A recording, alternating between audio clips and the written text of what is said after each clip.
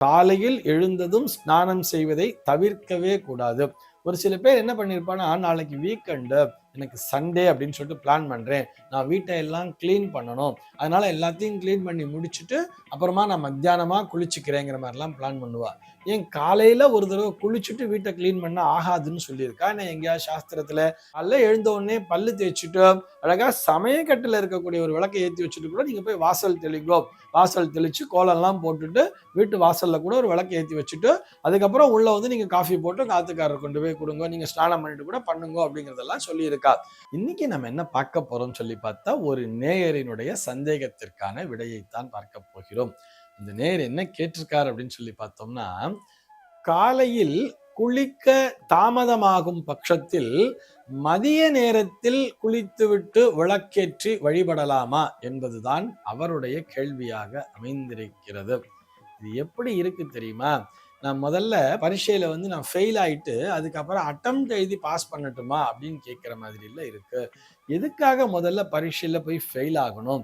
நான் பரீட்சை எழுத முடியாம எனக்கு ஏதோ நான் நோய்வாய்ப்பட்டு விட்டேன் அப்படின்னு சொன்னா அப்போ ரைட், இன்னொரு எழுதலாம் அப்படின்னு சொல்லலாம். காலையில குளிக்க முடியாம எப்படி போகும்? காலையில் எழுந்த உடனேயே முதல்ல குளிச்சுடணும் தானே.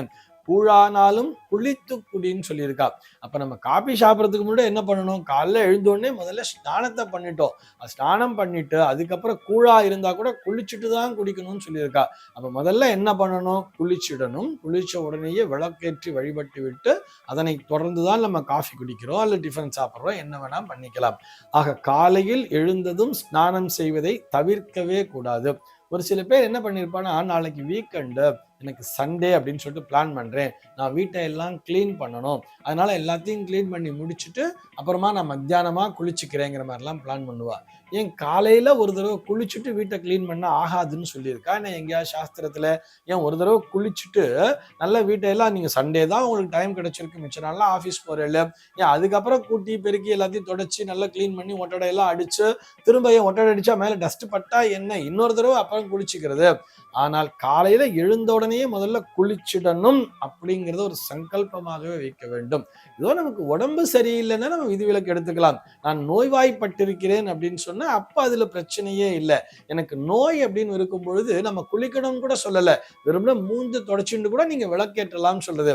எப்படி ஆகிடும்? காலையில எழுந்த உடனேயே விளக்கினை ஏற்றிவிட வேண்டும். அதனால்தான் பெண்களுக்கு தோஷம் இல்லைங்கிறதுனால எப்படி சொல்லியிருப்பான்னா, நீங்க வந்து பூஜை ரூம் அப்படிங்கிறத ஒரு விளக்க வச்சுக்கோங்க. அதே மாதிரி சமயக்கட்டுல கூட ஒரு விளக்க வச்சுண்டு காலைல எழுந்த உடனே பல்லு தேய்ச்சிட்டு அழகா சமயக்கட்டுல இருக்கக்கூடிய ஒரு விளக்கை ஏற்றி வச்சுட்டு கூட நீங்க போய் வாசல் தெளிங்கோ.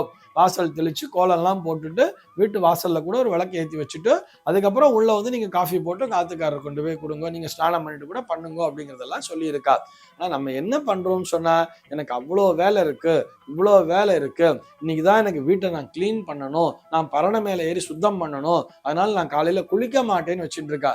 என் குளிச்சுட்டு பரணையில ஏறினா பரணை மேல இருக்கிற விடமாட்டேன் நான் சொல்ல போறா. காலையில எழுந்து ஸ்நானம் பண்ணா என்ன, ஒரு நாளைக்கு 2 தடவை குளிச்சாதான் என்ன முதல்ல.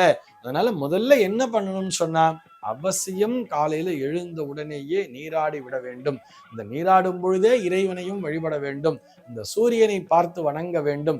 இதைத்தான் நம்முடைய சாஸ்திரமானது வலியுறுத்துகிறது. இது ஏதோ ஒரு பிரிவினருக்காக மாத்திரமல்ல, எல்லா பிரிவினருமே. இதுல வந்து ஜாதி மத பேதம்லாம் எதுவுமே கிடையாது. அனைவருமே காலையில எழுந்த உடனே முதல்ல குளிச்சுடணும். ஏன் தெரியுமா?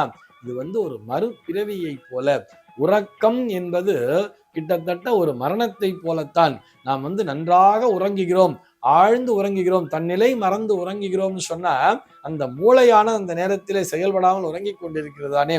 இதயம் மட்டுமே துடித்து கொண்டிருக்கிறது, இதயமும் நுரையீரலும் மட்டுமே பணி செய்து கொண்டிருக்கிறது. ஆனால் மூளை என்ன பண்ணுது? அதுக்கு ஒரு கண்ட்ரோலை கொடுத்துருது. அது நம்ம முதுகெலும்பின் மூலமாக ஒரு கண்ட்ரோலை கொடுத்துட்டு அதுதான் கண்ட்ரோல் பண்ணிட்டு மூளையை என்ன பண்ணுதுன்னு சொன்னா ரெஸ்ட் எடுக்குது இல்லையா? அந்த மூளை ரெஸ்ட் எடுக்கிற மூளை மறுபடியும் விழித்தெழுந்தால் மட்டுமே நாம் உயிரோடு இருக்கிறோம் அப்படிங்கிறது அர்த்தம். அப்படி இல்லைன்னா என்ன அர்த்தம்? நம்ம உயிர் திறந்துட்டோம் தானே அர்த்தம். இப்படி ஒவ்வொரு நாளும் நாம் உறக்கத்திலிருந்து எழும்பொழுதே நமக்கு அது புனர்ஜென்மமாக இறைவன் கொடுத்திருக்கிறார். அந்த புனர்ஜென்மத்திலே உடனடியாக எழுந்த உடனேயே காலை கடன்களை கழித்து விட்டு முதல்ல ஸ்நானத்தை பண்ணணும். இதுதான் கட்டாயம். அது எவ்வளவு பெரிய வேலை இருந்தாலும் சரி, முதல்ல குளிச்சுட்டு விளக்கேற்ற வேண்டும். இதனை ஒரு சங்கல்பமாகவே அனைவருமே ஒரு உறுதிமொழியாகவே எடுத்துக்கொள்ள வேண்டும். டெய்லி காலைல எழுந்தோடனே நான் போய் முதல்ல குளிச்சிடணும், குளிச்சுட்டு வந்துட்டு தான் அடுத்த வேலை அப்படிங்கிறத உறுதியாக மனதிலே பதிய வைக்க வேண்டும். எனக்கு அவ்வளோ வேலை இருக்கு, இவ்வளோ வேலை இருக்கு, நான் எழுந்திருக்கும் போது நான் ஒர்க் ஃப்ரம் ஹோம் வேற பண்ணிட்டு இருக்கேன், நான் ராத்திரி தூங்கும் போதே எனக்கு மணி 2 ஆயிடுதுன்னு சொன்னா கூட எழுந்த உடனேயே முதல்ல காலைல எழுந்து குளிச்சுட்டு விளக்கெல்லாம் ஏற்றி வச்சு சுவாமி வழிபட்டுட்டு அப்புறம் கூட படுத்துட்டு தூங்கலாம். வீக்கெண்டு தானே, நான் நல்லா ரெஸ்ட் எடுக்க போறேன்னு சொல்லிட்டு அதுக்கப்புறம் கூட தூங்கலாம். எப்படி சூரியன் உதித்து எழுகிறதோ அந்த உதய நேரத்திலேயே நாமும் எழுந்திருக்க வேண்டும், ஸ்நானம் செய்ய வேண்டும். அந்த சூரியன் வெளியே வரும்பொழுதே நாம் வீட்டிலே விளக்கேற்றி வழிபட வேண்டும். இதிலே சந்தேகமே இல்லை. ஆனா இந்த நேயர் ஏதோ ஒரு தவிர்க்க முடியாத காரணத்தினால நான் டிராவலிங்ல இருந்துட்டேன் சார், எனக்கு ட்ரெயின் 5 மணிக்கெல்லாம் வரணும், ஆனா ட்ரெயின் வர்றதுக்கே மணி காலத்தால ஒரு 3:30 மணி நேரம் லேட் ஆயிடுச்சு, 8:30 மணிக்கு தான் நான் வந்தேன் அப்படின்னு சொன்னா கூட உடனடியாக வீட்டிற்குள்ளாக வந்த உடனேயே போய் ஸ்நானம் பண்ணிட்டு உடனடியே விளக்கேற்றி விட வேண்டும். அது எந்த நேரமாக இருந்தாலும் சரி, அதிலே தவறே இல்லை. ஆனால் சூரியன் உச்சிக்கு வந்து விட்டார் என்று சொன்னால் சூரியன் உச்சிக்கு வந்த பிற்பாடு வீட்டிலே விளக்கேற்றுகின்ற பழக்கம் என்பது இல்லை. அதுக்கப்புறம் என்ன பண்ணணும்னு சொன்னா அந்த அஸ்தமிக்குது இல்லையா, அஸ்தமனத்திற்கு முன்னதாக ஏற்றி விட வேண்டும். ஒரு 5:30 மணி 5:45 மணிக்கு சாயங்காலத்துல விளக்கினை ஏற்றலாம்.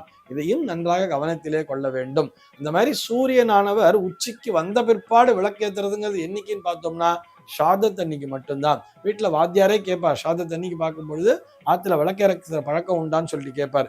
இருக்கு அப்படின்னு சொன்னா அந்த ஷார்த நேரத்திலே தான் விளக்கினை ஏற்றுவார்கள். அதுபோல் மதிய நேரத்திலே விளக்கினை ஏற்றுவது என்பது ஷார்த காலத்தில் மட்டும்தான் என்பதை நினைவிலே நிறுத்தி காலைல எழுஞ்ச உடனே குளிச்சுட்டு உடனே விளக்கை ஏற்றிடணும் அப்படிங்கிறத சங்கல்பமாகவே எல்லோரும் வைத்துக் கொள்ள வேண்டும். இது போன்ற சந்தேகங்கள் உங்கள் மனதிலே தோன்றலாம். உங்கள் மனதிலே தோன்றக்கூடிய சந்தேகங்களை கீழே உள்ள வாட்ஸ்அப் எண்ணிற்கு அனுப்புங்கள். நம்முடைய அர்த்தமுள்ள ஆன்மீகம் பகுதியில் அவை பற்றி விரிவாக விவாதிக்கலாம். சர்வே ஜனாஹ சுகினோ பவந்து.